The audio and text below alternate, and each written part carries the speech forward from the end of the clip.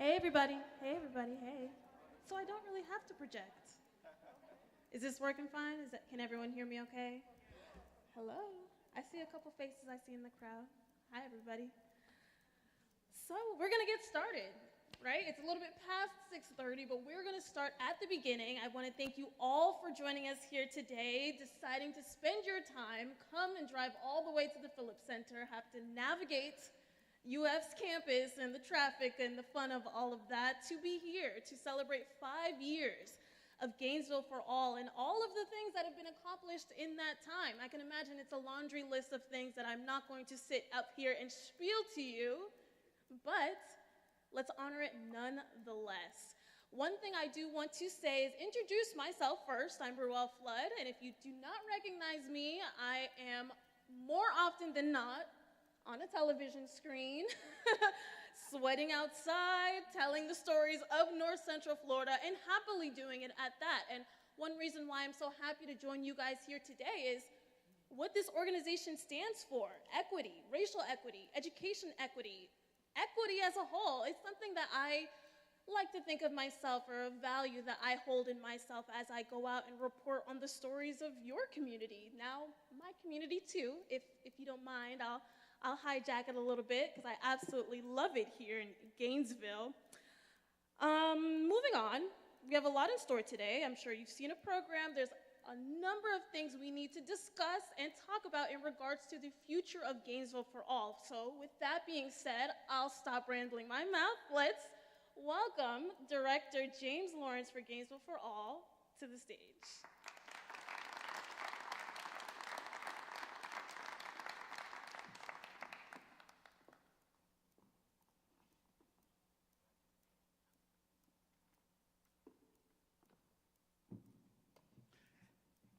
As we do, first of all, good evening.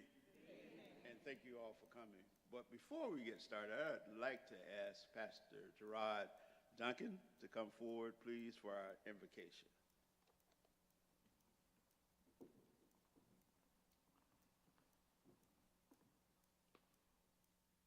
Let us bow our heads.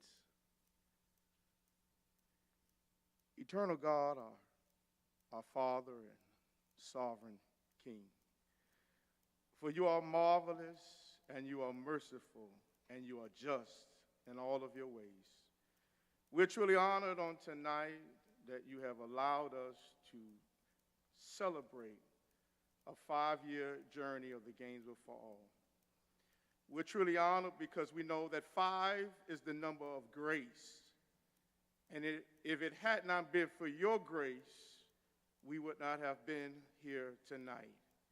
We're truly honored and we're thankful for all of the hearts of those who have contributed to a great journey.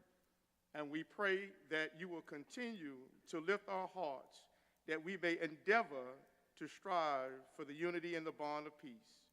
We know that it is by one blood that you've created all nations of men and you have set their boundaries. And we're so honored to find like interest. We are so honored to be gathered to continue to do the work of justice and equity. We thank you on tonight. May our hearts continue to be sincere. May we not only celebrate, but we also congratulate for a great opportunity that we have come about a place and a time for racial reconciliation. We thank you now, and may we continue to be blessed and honored in the name that is above all names. Amen. Thank you, Pastor Duncan. I'm James Lawrence, and I'm excited. I'm excited because this is our 5th year anniversary, and we wanted to pause for a second and thank you for allowing us to have this 5th year anniversary.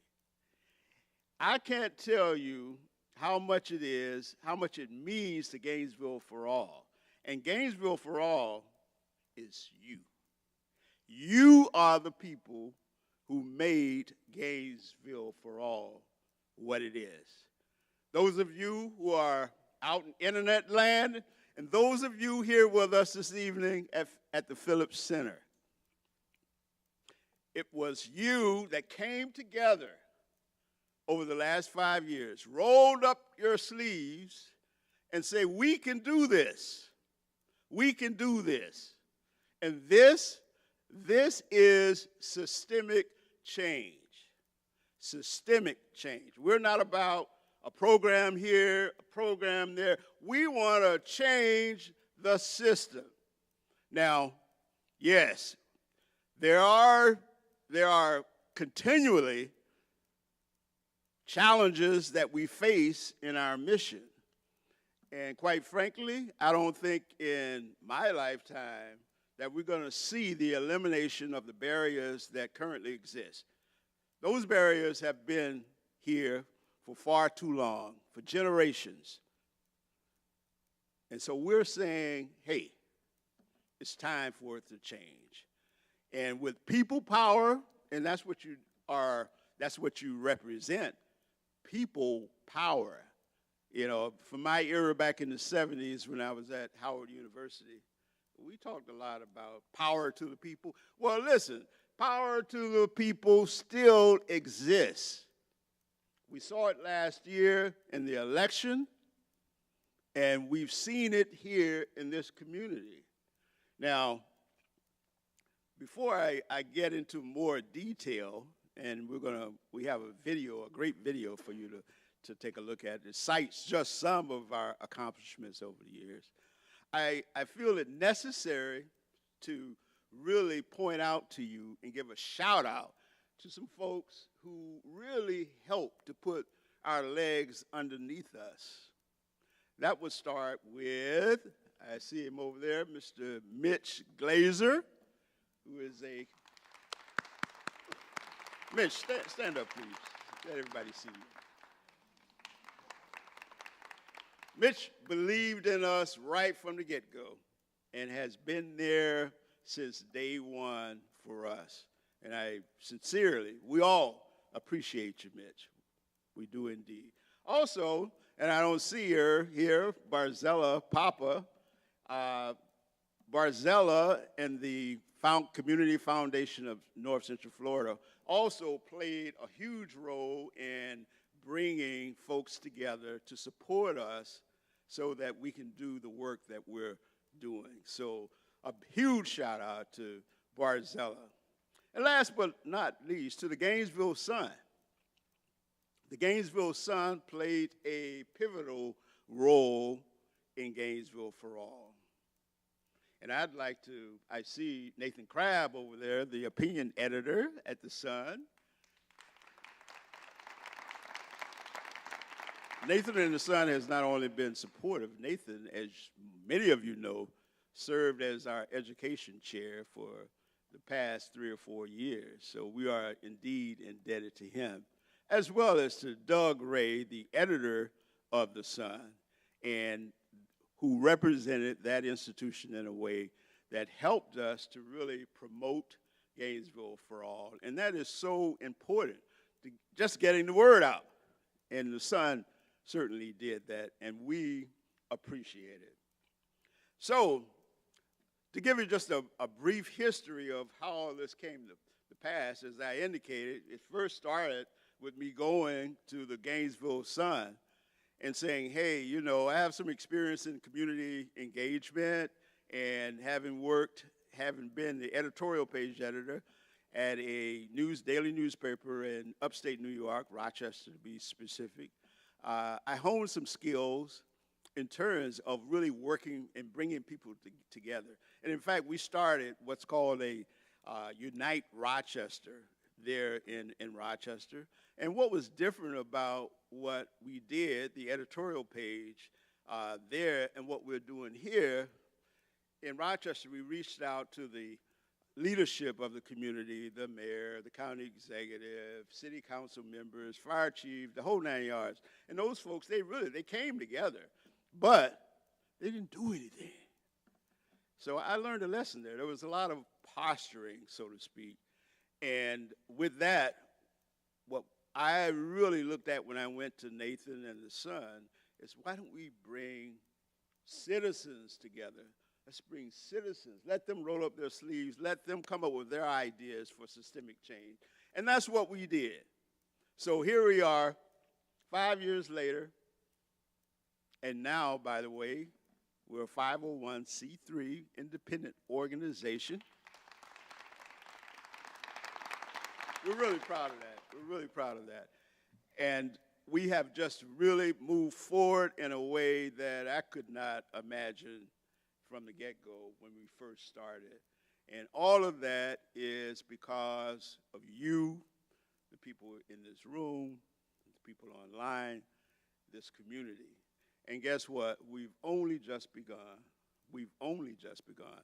So I want to share with you some of the, just some of the things, some of the accomplishments, and not so much coming from me, but from your friends, neighbors, elected officials, students, to talk about Gainesville for All over the past 5 years. And I'll be back with you to talk just a little bit about where we headed.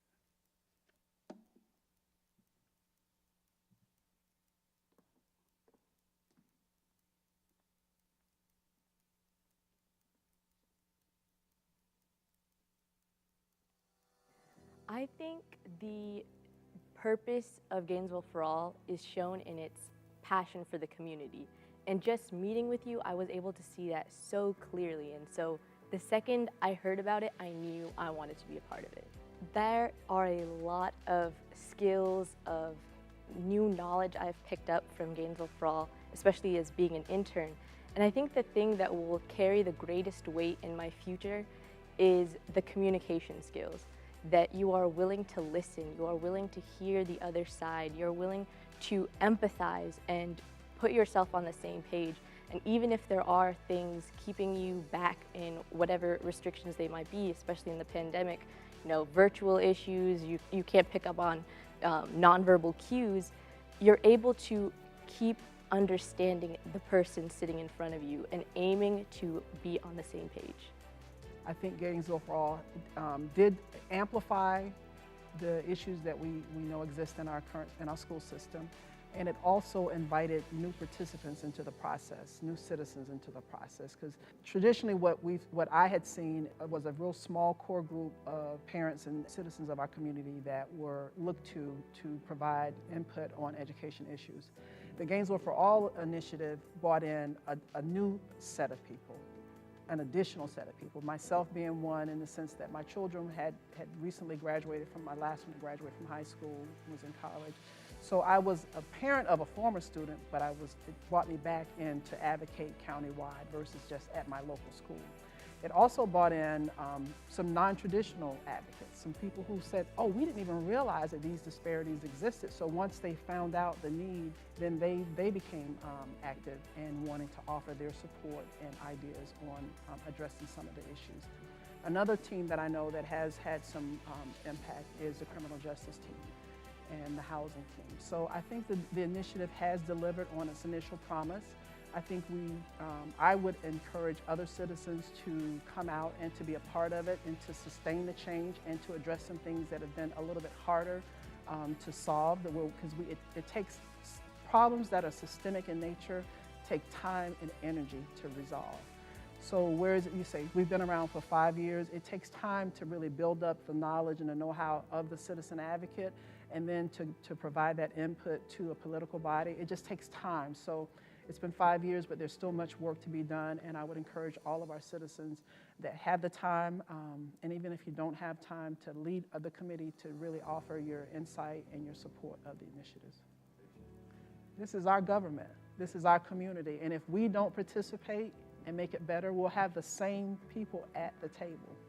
And so in order to address problems that are systemic in nature, if you have the people that are, I don't want to say like I'm throwing rocks, but that created the system and control the system, if they're the only ones at the table, things aren't going to change.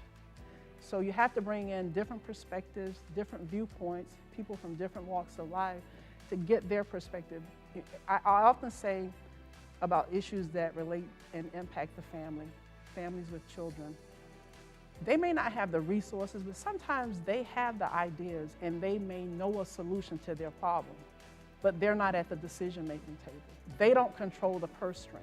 They're not writing the policy. So if we can invite them in and ask them what their perspective is on the issue, get that feedback from them, and then use the feedback, I think we can do some things, because right now what we see is we have a lot of money circulating in our community, and we're not necessarily addressing and getting to the root cause of the problems. There are a lot of people that capitalize off of the misfortune and the disparities that exist. And I hate to say it, sometimes, problems aren't solved because we're not bringing the right people to the table. So I do think citizen engagement, citizen participation, even people that live in poverty or that are impacted by disparities may have the solution to their key. They just don't have the authority or the purse strings to address the problem.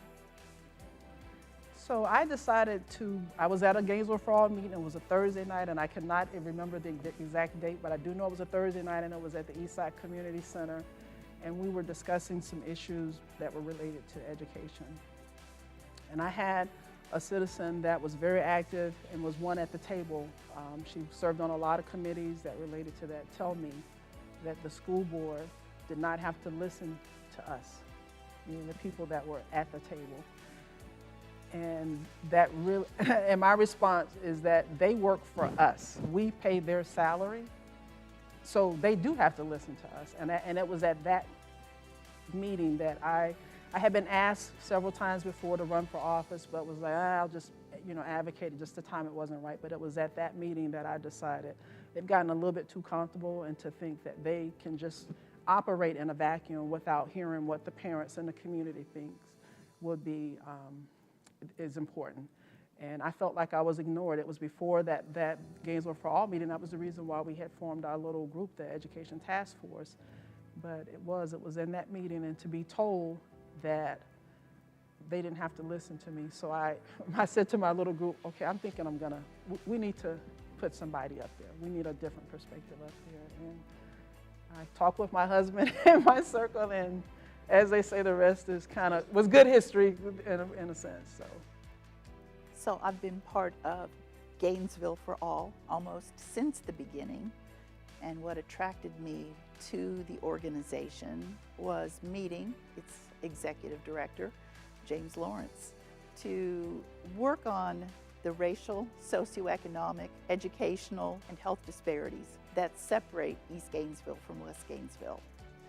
And as a longtime resident in Gainesville, I came to town as an undergraduate student and never got out of town.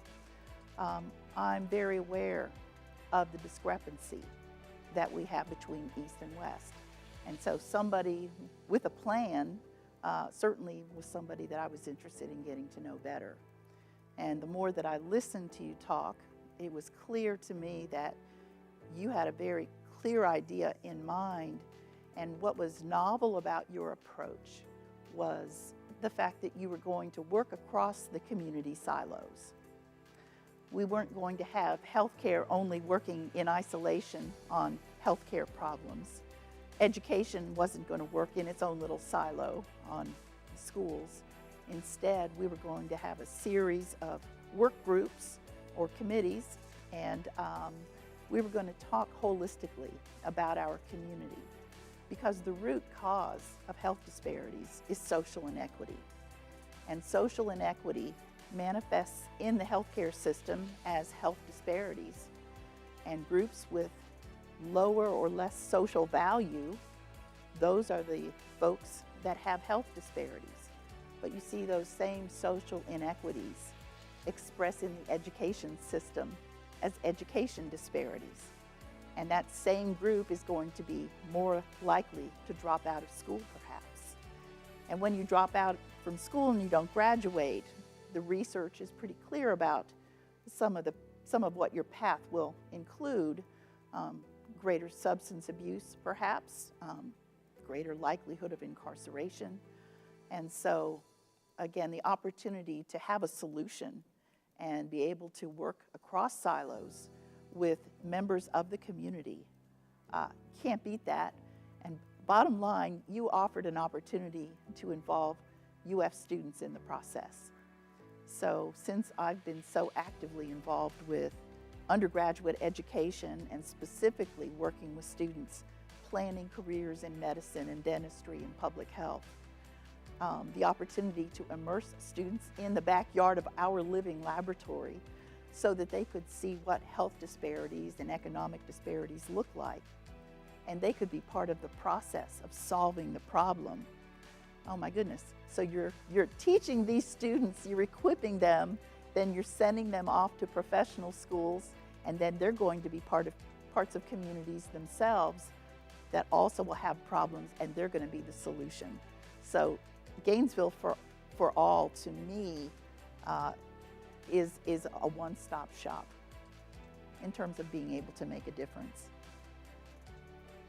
Well, I've always been involved in community from South Florida originally, and when I moved here, I wanted to become involved in the community here. So I found out about GNV4ALL, so I volunteered to work as a family support co-leader, co-team leader, and then in doing that, just recently the fatherhood initiative came up. I'm a father of two sons, and so it's critically important, particularly for African American fathers, to be involved in their children's lives at an early age, to make sure they do what they need to do. You keep them on task. Also, that you can teach them not only education, but just the importance of being a good citizen, a good role model, so they can become role models themselves because they model you.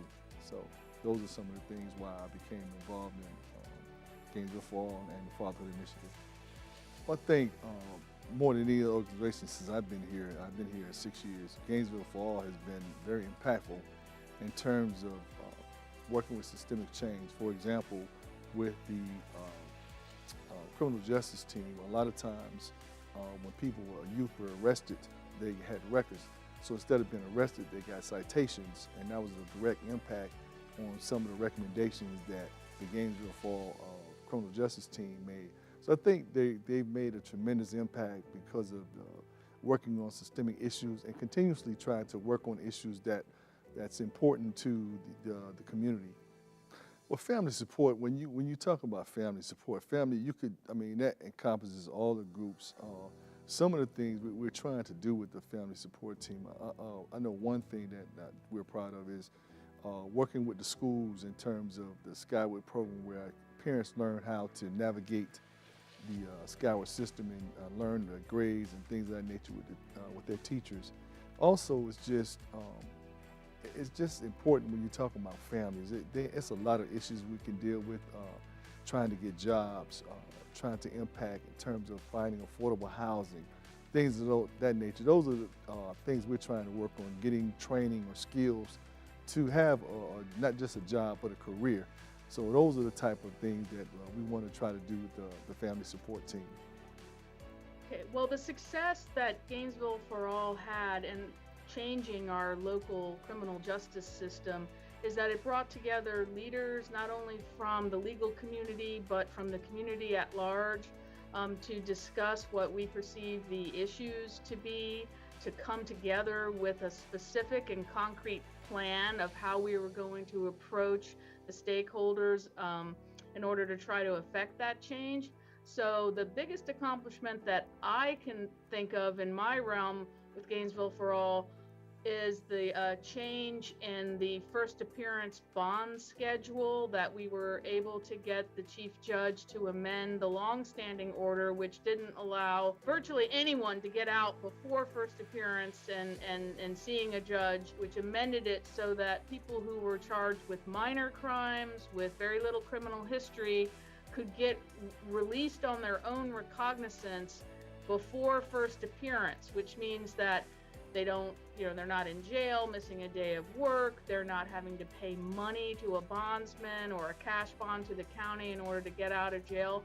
So that facilitated people who've just made a mistake and committed a minor crime getting arrested, but getting out and getting back to their lives and their jobs and their families so that they could then address the charge at a later time without too much hardship, unnecessary hardship.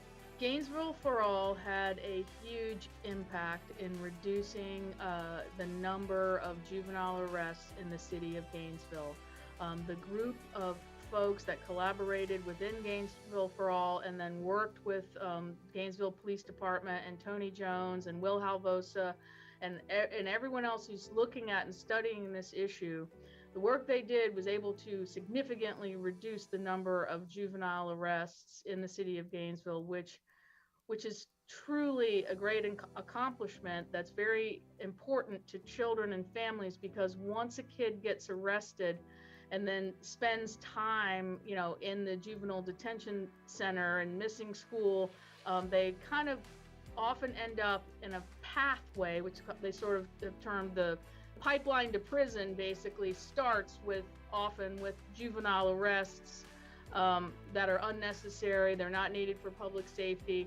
And these matters should really be addressed outside of the criminal justice system. And I think that's what Gainesville for All helped accomplish, is getting the police department to change that policy to the benefit of the children in our community.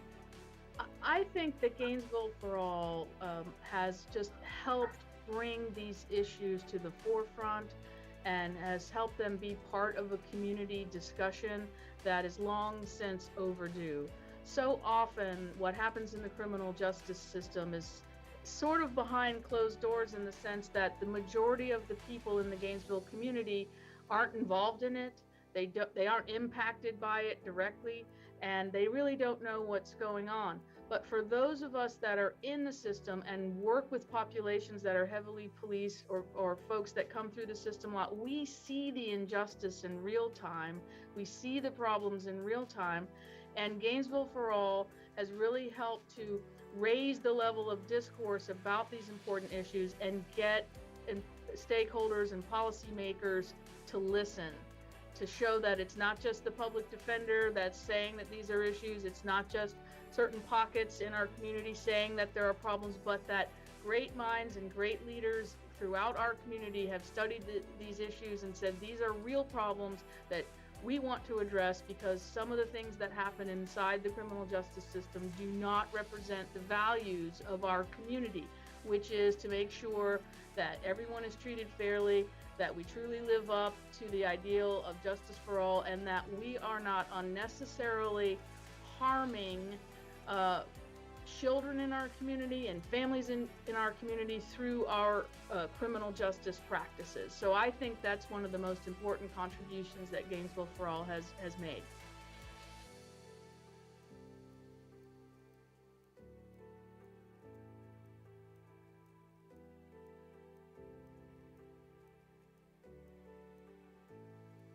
Thank you, thank you. Now, those were just, as I said earlier, just some of the achievements that you have made over the past 5 years. And as you saw those folks sitting around tables, talking about the issues, but not only talking about it, but coming up with strategies. And those strategies we pushed. We pushed elected officials, we pushed appointed officials, and we also used the power of the press, the editorial page, my column, and that all made a difference. It made a huge difference. And just be assured that we will continue to exercise that kind of authority that the people have. Now, I'd just like to spend just a few minutes talking about, you've heard about the past, what we've done. So what about the future? Where are you going? What are you going to do? One of our top priorities is, and if you've been to the Gainesville for All meetings, you've heard me talk about this, and that is we want to open a family learning center. What's that? A family learning center. This will be a facility that is designed to deal with an abysmal achievement gap, academic achievement gap that does exist in this community between black children and white children. We don't hear enough about it. Gainesville for All, in our first report to the community, we recommended that there be an early learning center on the east side of Gainesville. Unfortunately, nobody picked up the ball. Because after all, we were designed to come up with solutions and make recommendations to the people with the power. So we did that, but nobody picked up the ball. So we said, okay, let's do it. Gainesville for All. We can do this. So for the past 3 years, and let me just make this clear as well, our recommendation for the center came before the Bieber report, which pointed out gross disparities in all sectors of the community as it relates primarily to black and white people. It is abysmal. And something needs to be done. And after all, we're all about systemic change. Systemic change. We must change the system. And what better place to start than with education? We've known the merits of early learning for decades. And, you know, you can just look around this community and at some of the early learning centers, some of the better ones, the high quality ones. I think the word is out that the merit of early learning exists. But for the kids that we're trying to deal with, because they're showing up now for kindergarten, already behind, and they never catch up, those children don't have the benefit of high quality early learning. So guess what? That's what we want to provide, high quality early learning in conjunction with the school system. Our project is a demonstration project. We want to demonstrate that this is the way forward. In the same way that kindergarten is now a part of public education, early learning needs to be a part of public education, especially in neighborhoods like East Gainesville.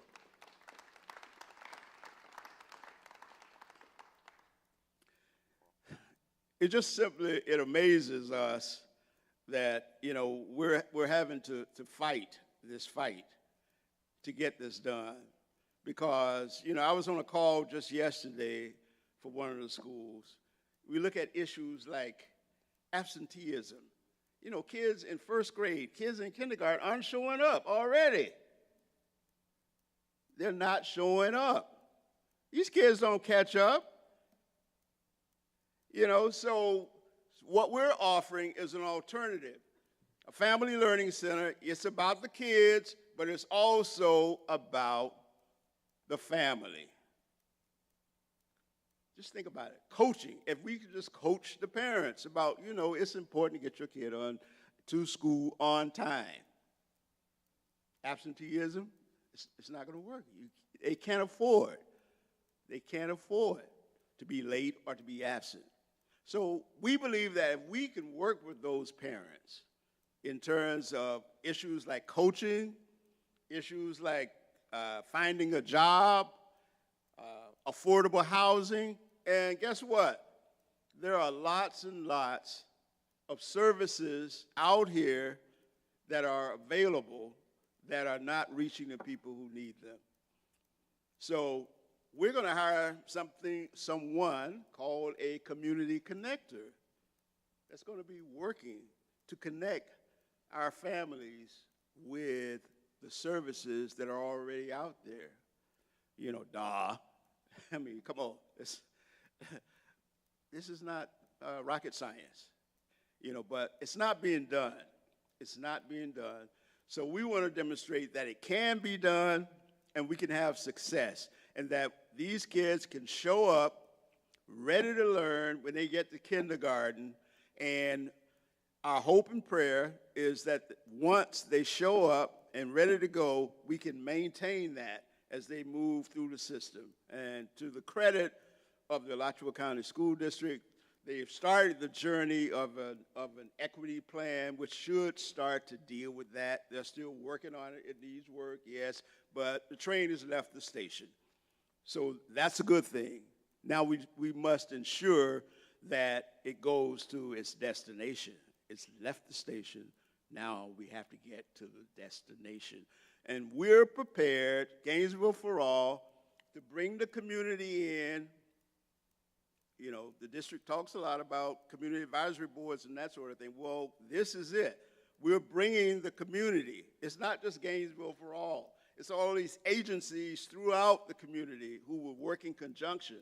We want to show that we can do this, and we can do it. We believe after 3 years, we will be able to show that the kids coming through the Family Learning Center will excel. They will be prepared to learn when they reach kindergarten. They will be ready to roll. So that's our highest priority right now. And we're in negotiations with the school district about the Family Learning Center, and we're moving forward. So we ask that the community, that you guys support us. And let me just add one thing along the lines of community support. Do you know that we've gotten substantial support financial support from across the country just in the last 2-3 months, just over the summer? We raised more than $150,000. Yes, indeed. And in fact, we just got word last Friday of yet another grant, a national grant. It hasn't been announced yet. It won't be announced till October the 5th, so I'm not at liberty to divulge. But we've received 2 substantial national grants. People see the merit of what we're doing around the country. So we need to see it here locally. Why can't we see it here in our own backyard? In terms of what it is, they see that we're trying to turn it around. We want to do something different. What we're doing now is not working. So with that, I just want you to know that we're moving ahead with this project, and we need your help. So if you haven't donated to Gainesville for All's, and we're calling it the Gainesville Empowerment Zone Family Learning Center, because it's the section of East Gainesville that we identified 3 years ago as the empowerment zone. And for the past 3 years, we have been working very diligently in terms of working with especially Rollins and Metcalf elementary schools. We've brought programs in. We've brought a Reading Palace program. Wendy Resnick over there. Hey, Wendy, who was the head of our health and transportation team. You know, the Morning Mile program, she instituted it almost single-handedly, getting up at 6:30, 7 o'clock in the morning to run with the kids. And it really created a learning environment. The kids are excited when they showed up in the mornings. They went into the classroom, beaming with energy. You know, they're doing a lot of this already on the west side of town. But in our schools on the east side, it's not happening. So it's that kind of investment, and we're building relationships with the 2 schools, building solid relationships with the schools in terms, and the people who live in the neighborhood. So we're excited about it, and we just hope that you will join the excitement that we have about this project, because it can work and it will work, but we have to work together for it to work. We can't operate in silos. We have to work together. So I'm not going to prolong the program. I just wanted to tell you about that project and how important it is, not just to Gainesville for All. It's important to this community. And the way we see it, if we succeed here in Gainesville, Florida will succeed. The nation will succeed. Do you know that black kids, only 50% of black kids, black students in this state are reading at grade level? So it's not just a Gainesville problem. Although it's pretty bad in Gainesville, black kids In Gainesville, it's 29, only 29, less than 30% are reading proficiently at grade level. You know, those kinds of numbers are startling, and we can't afford to sit back passively anymore and just nod our heads, oh well, oh well. So that's the situation, and it's in our mission. We're all about systemic change, and that's what we're set out to do, and we're going to do it. We're going to do it. So with that, I'm going to ask Ruel to come back up, and we have some exciting people for you to see and listen to. I think you're really going to enjoy them. You guys don't have to applause for me. It's okay. I ain't nobody special.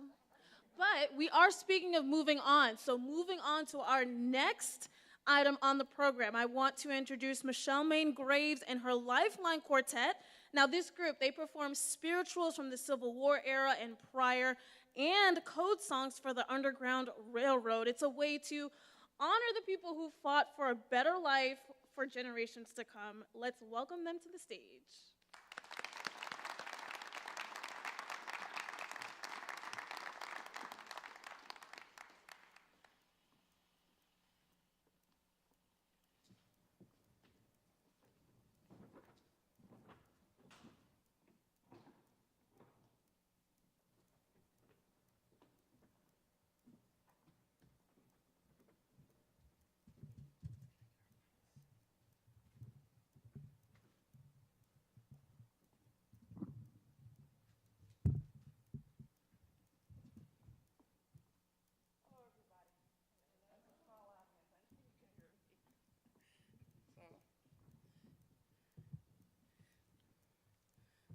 My name is Michelle Mayne-Graves, and this is Michael Fitzgerald, this is Quentin Fitzgerald, and this is George Hill.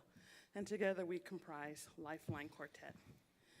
So I'll talk to you a little bit first. We're going to be singing spirituals, and the spirituals were those that were sung in the churches, but what the slaves did was they used their most important part, which was their brain, and took these spirituals and turned them into code songs. So they're the same words, but some of the words have different meanings. Like, for instance, Canaan's land is indicative of Canada, which is indicative of freedom. Or Jordan River, when you hear about Jordan River's Chilean code, it's talking about the Ohio River. So below the Ohio River was the South, slavery, but above it was the North Ohio. So when you hear us sing songs like, we're going to sing one that's called Steal Away to Jesus. And in the church, they're talking about stealing away home to heaven or stealing away in prayer. But what they were saying on the plantation to those who knew about the Underground Railroad was, I'm leaving tonight, I'm stealing away. And what I'll do is I'll talk about each song before we sing it, okay? And that way you have a fresh understanding.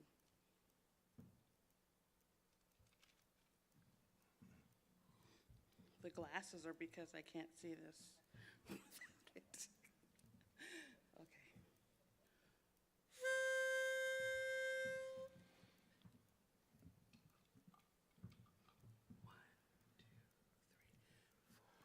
Steal away,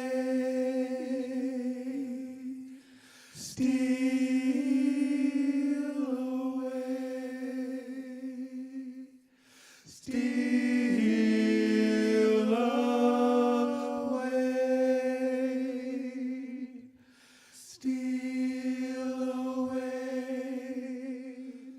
steal away, steal away to Jesus.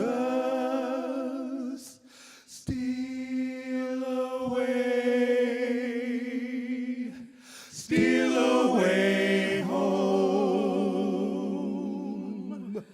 I ain't got long to stay.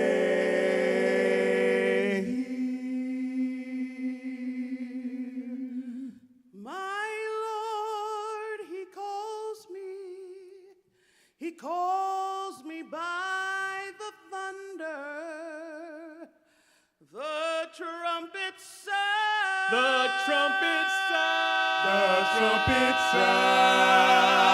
sounds within of my soul.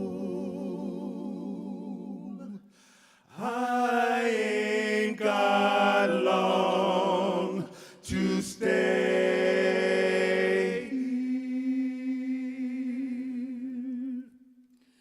Greener trees are bending, poor sinners stand a-trembling. The trumpet sound. The trumpet sounds within of my soul. I ain't got long to stay here. Steal away, steal away, steal away, steal away, steal away, steal away to Jesus.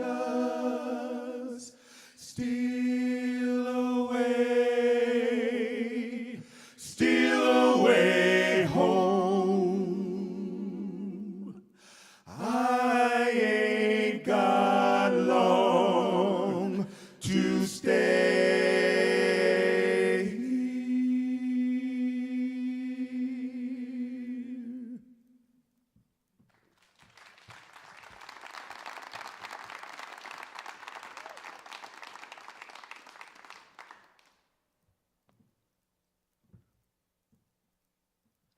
Okay.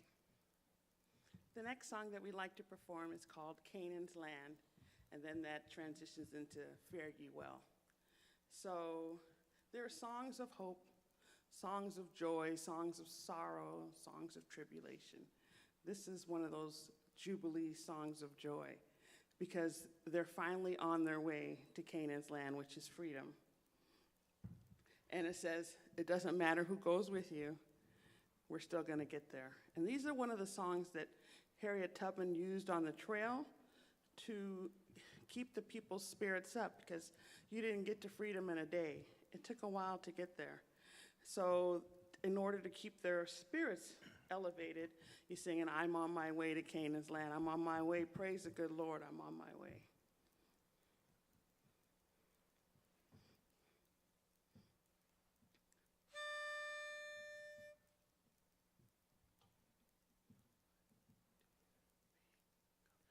I'm on my way to Canaan's land. I'm on my way to Canaan's land.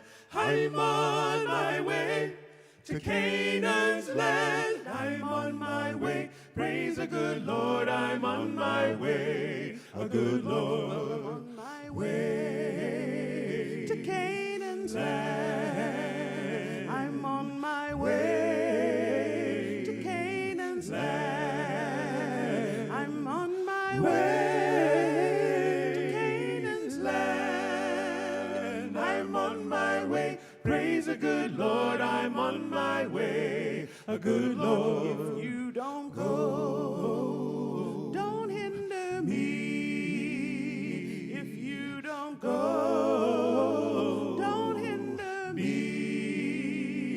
If you don't go, don't hinder me. I'm on my way. Praise the good Lord. I'm on my way. A good Lord. If my mother don't go, I'll journey on. If my mother don't go,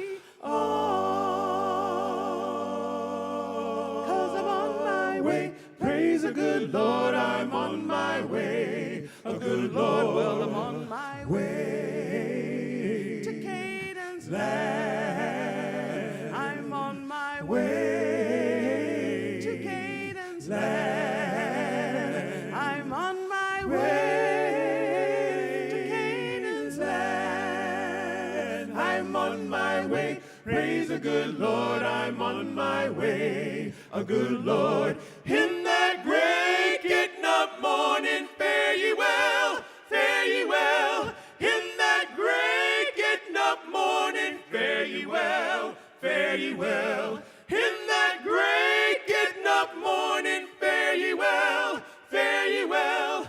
In that great getting up morning, fare ye well, fare ye well.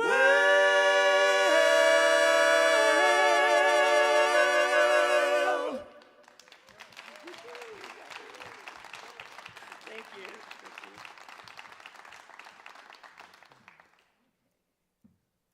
Okay, this next song is familiar to a lot of people.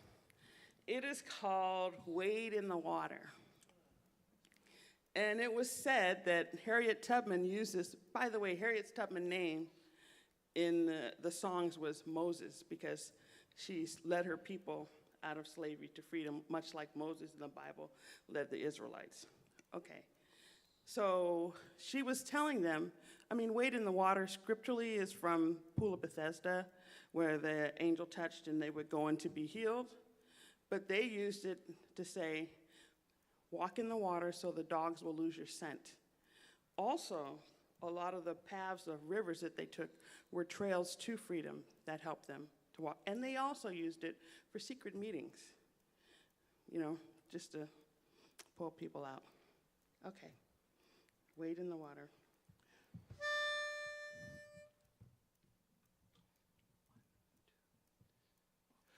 Wade in the water, wade in the water, chillin', wade in the water. God's gonna trouble the water. Wade in the water, wade in the water, chillin', wade in the water. God's gonna trouble the water. See those men all dressed in white. God's gonna trouble the water. Well, it must be the children of the Israelites. God's gonna trouble the water. Wade in the water, wade in the water, chillin', wade in the water. God's gonna trouble the water. See those men all dressed in red. God's gonna trouble the water. Well, it must be the ones that Moses led. God's gonna trouble the water. Oh, in the morning, wade in the water, wade in the water, wade in the water, wade in the water, wade in the water, wade in the water. God's gonna trouble the water. See those men all dressed in blue. God's gonna trouble the water. Well, it must be the ones that made it through. God's gonna trouble the water. Oh, in the morning, wade in the water, wade in the water, chillin', wade in the water. God's gonna trouble the water. God's gonna trouble the water. God's gonna trouble the water.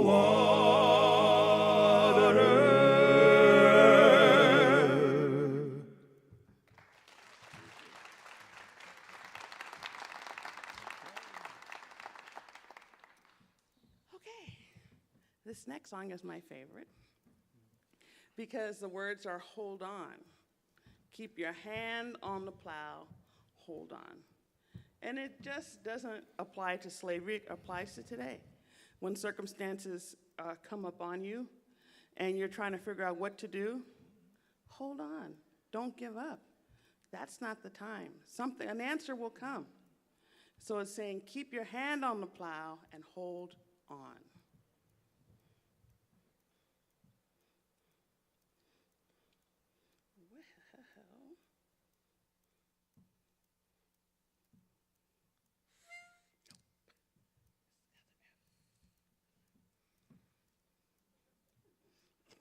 I was about to say she did a great job. So far. Oh, by the way, these are my nephews, Michael and Quentin. And their mother and I had a group called Lifeline with I, and my twin brother. And then she passed away. And so now they've picked up the mantle and torch. So.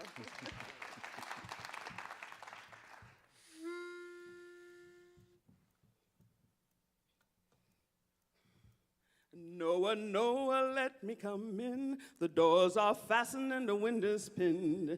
Keep your hand on that plow. Hold on. Hold on. Noah, Noah, done lost your track. You can't plow straight while looking back. Just keep your hand on that plow. Hold on. Hold on. Hold on. Hold on.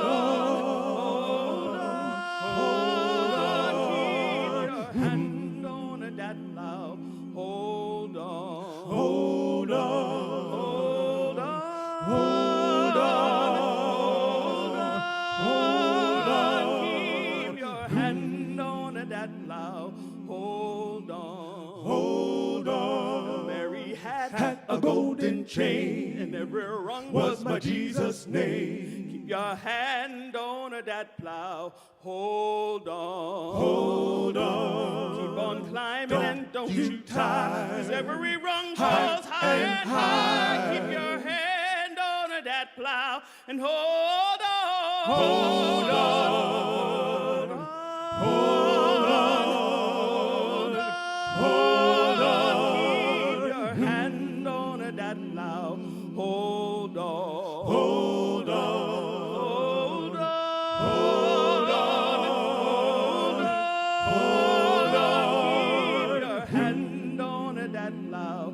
Hold on. Hold on. If you want to get to heaven, let me tell you how. You gotta keep your hand on the gospel plow. Keep your hand on that plow and hold on. Hold on. Now when that plow stays in your hand, land you straight to the promised land. Keep your hand on that plow and hold on. Hold on. Hold on. Hold on. Keep your hand on that plow. Hold on. Hold on. Hold on. Hold on. Hold on. Keep your hand on that plow and hold.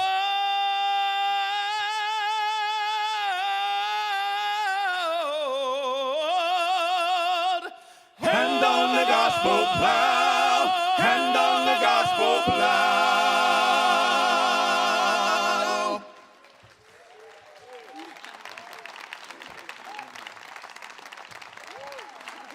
Thank you. Thank you.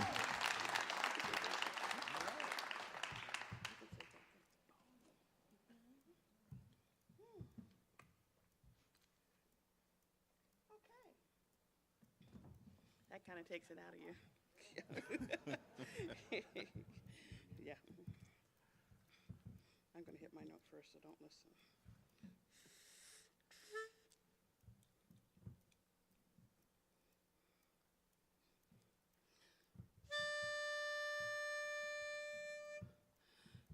This next song, I shouldn't have done that, sorry. Didn't explain it first. It's, don't you let nobody turn you around. So you got to keep on to Calvary. Calvary is also heaven, which is also freedom. And then we go into a song called Joshua at the Battle of Jericho. this song was important because if you know the story of Joshua when he fought the Battle of Jericho, he was a very small army, and they marched around Jericho 7 times, and the wall fell. So they were the little guy, and the slaves could relate to that, the little man who made it. And it says,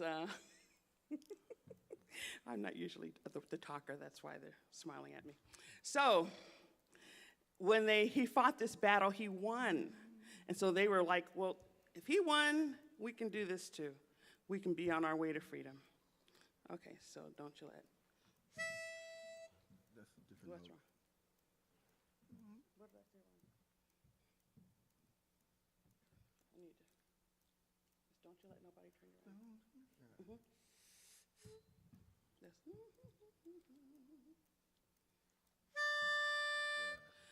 Don't you let nobody Turn you around, turn you around, turn you around. Don't you let nobody Turn you around, keep on to Calvary. Don't you let nobody Turn you around, turn you around, turn you around. Don't you let nobody Turn you around, keep on to Calvary. Joshua fit the battle of Jericho, Jericho, Jericho, Joshua fit the battle of Jericho, and the walls came a-tumbling down. Joshua fit the battle of Jericho, Jericho, Jericho, Joshua fit the battle of Jericho, and the walls came a-tumbling down. You may talk about your men of Gideon, you may talk about your men of Saul. There's none like good old Joshua and the battle of Jericho. in the morning Jesus Joshua fit the battle of Jericho, Jericho, Jericho, Joshua fit the battle of Jericho, and the walls came a-tumbling down. Up to the walls of Jericho with swords drawn in their hand. Joshua commanded the children to shout, for the battle is in my hand. in the morning Jesus Joshua fit the battle of Jericho, Jericho, Jericho, Joshua fit the battle of Jericho, and the walls came tumbling down.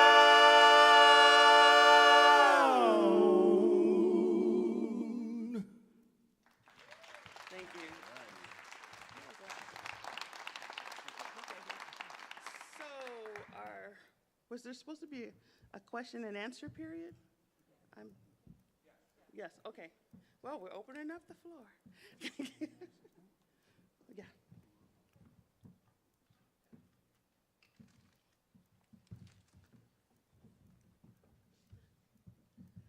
Anyway, don't be shy.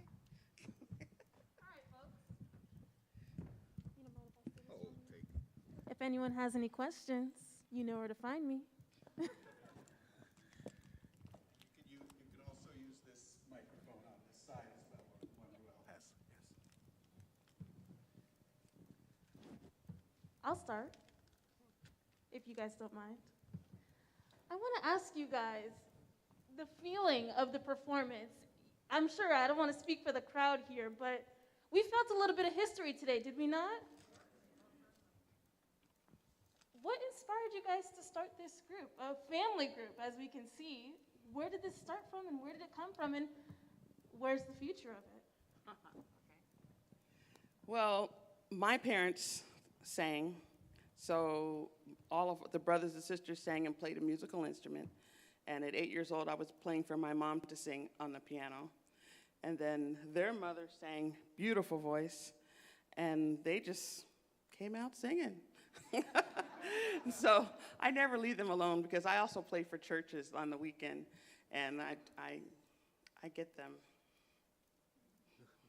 to help out, because every time you have a church choir, everyone isn't a singer. So. She used to make me sing soprano. Whatever the Lord's will, hallelujah. Amen to that. Amen to that. And sometimes I had his mother sing bass because she could go very low, like Ride in the Chariot. I was like, yes. But so what made us first do this project was the record company that we were with was asking for spirituals, like the Five Blind Boys kind of spirituals like that.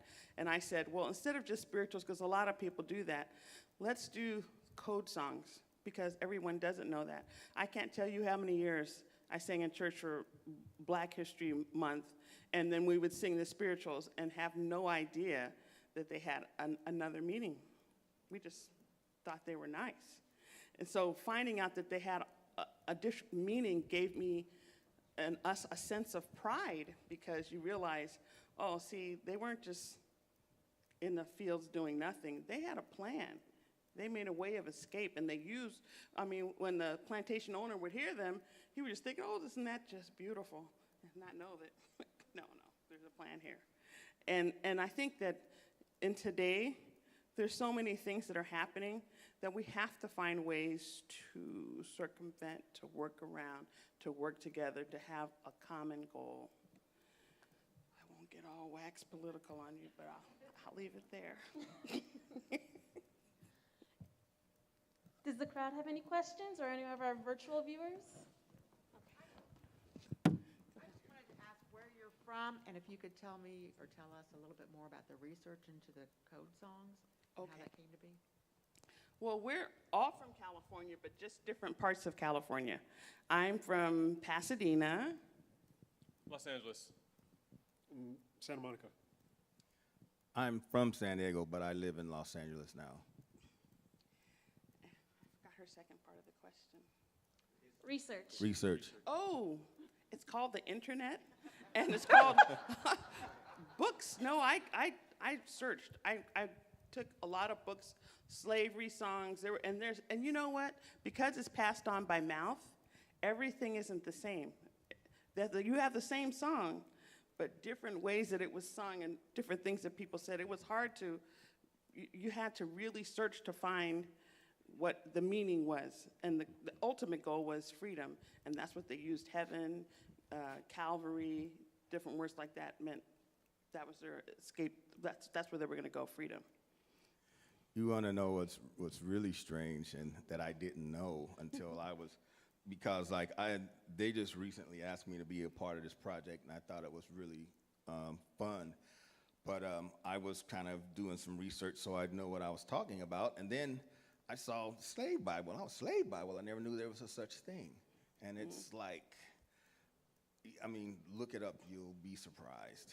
You would really be surprised what was in the Slave Bible. There's no such thing as like, there is no, what is it? What the part where Moses leads slaves out, all that stuff is gone. I think the first, Exodus is gone. There's so many different things. And so they had to get the spirituals from what was left, you know, and I was just like, man, it made me even more, I was more in awe of what they were able to put together, what they did have, and it was really interesting. We have a question on the left. Yes, first of all, you all are awesome. Oh, thank you. Now, do you only just sing in a setting like this in churches? Do you go to the schools or events to teach these lessons? We have this week, because COVID really put a damper on everything. There was no music could be done. Even in the church, we couldn't sing. We had to just put something on a video, and then they would play it for an online service. But since we've come here, University of Florida has taken us to 2 schools, and we go to another one tomorrow. And surprisingly, the kids were really receptive. We went to 5th grade first, and then we talked about explain the same thing, slavery, but more on their terms. And they had a lot of great questions. And then that same day, we went to 6th, 7th, and 8th grade, and they had interesting questions. Once they found out we were from California. You know Michael Jackson? I was like, no. So is it only the spirituals that you all sing? I'm just curious, because I also work with young people, and they do love the stories and the lessons that they learn about slavery. But their attention sometimes is short. Okay, that's the old school, the old-fashioned music. Right. So I'm just curious, when you present, do you just stay with the spirituals? We have so far, but we also do gospel, and we've sang, like, Quentin and I were at another person's house, and we sang some songs by Shirley Horn. So you weren't there. Sorry. Okay, no, I'm just. Yeah. So we'll mix it up, but for this tour, it's spirituals. Okay, and the code songs. Okay, those spirituals. Okay, I was just curious because I work with young people and they always, well, ain't no rap in here, a little bit of something, just to bring them back. When we first started singing to the 6th, 7th, and 8th graders, they were laughing at us. But by the middle of the song, everyone got quiet and they actually enjoyed themselves. Okay, yeah, I'm just curious. Yeah, no, And that's good. I know you all have some information and I don't know how much y'all cost, but I would like to see it. Oh, okay. Any other questions from the crowd? I'll ask another one. Sorry, it's the interviewer in me. I can't help myself. Moving on. What is the most rewarding part of this work, right? We're here and we're performing today in front of this crowd and we're teaching a lesson, but for you guys, this is not just a performance and this is not just another event. This is your everyday lives and your work. So what is the most rewarding part? Can I say something real fast about this? It's that I see that organizations like the University of Florida and Gainesville United that are doing things like this. This is spectacular because it doesn't go out to the community without starting here first. And just seeing that it's here, I mean, to me, that's rewarding.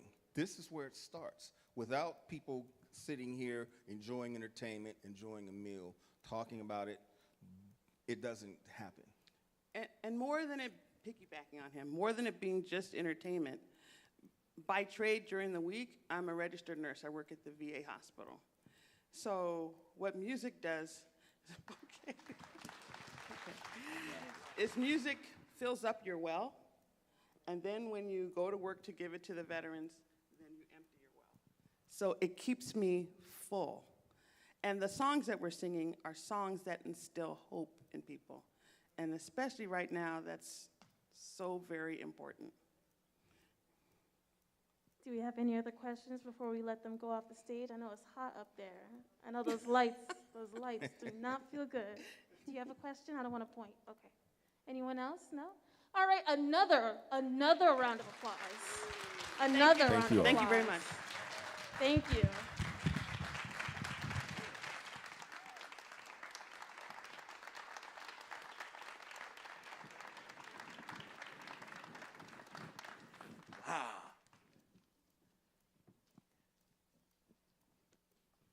Well, from that applause, I could tell everybody really, really enjoyed that. I know I did. Just sitting over here, it just really resonated.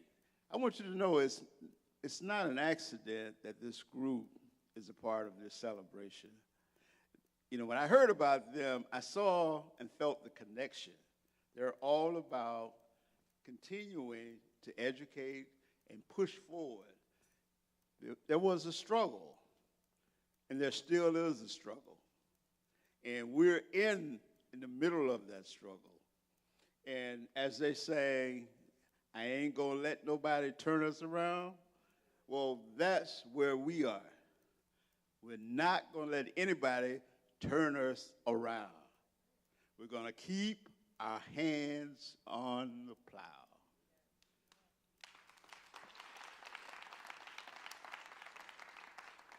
So with that, I know you guys are hungry. The food is here. And I just want to thank everybody again. I also want to remind you that we are accepting gifts. Look at the back of your program.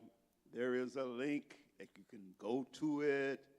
And if you so desire, you know, we will accept your donation for the Family Learning Center. So please keep that in mind. Tell your friends. To all of you online, the same goes. Please support us. I see Dr. McNeely over there. who's the head of our local school board, Dr. McNeely.